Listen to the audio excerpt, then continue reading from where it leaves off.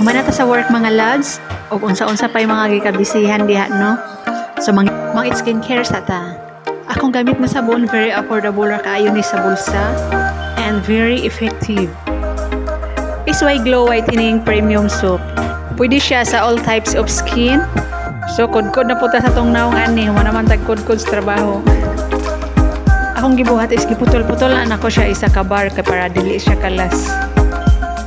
So, isa ka bar moabot, hapit pud siya moabot og isa ka bulan akong konsyum. So, dili ra kalas, no? Then barato ra pud. Then sa katong mga beginners, no? Pwede kayo mo mag-overnight ani.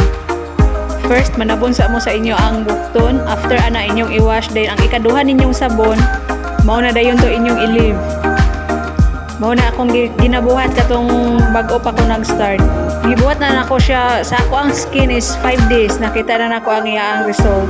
Sa uban pod nga naka-experience, 1 week pod ilaha, depende sa inyo ang skin.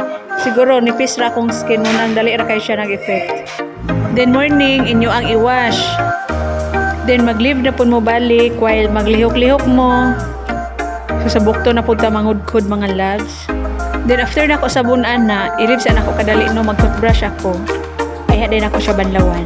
Dapat dili manapol ha, kudkod is the key good para makita ang result. Thank you for watching.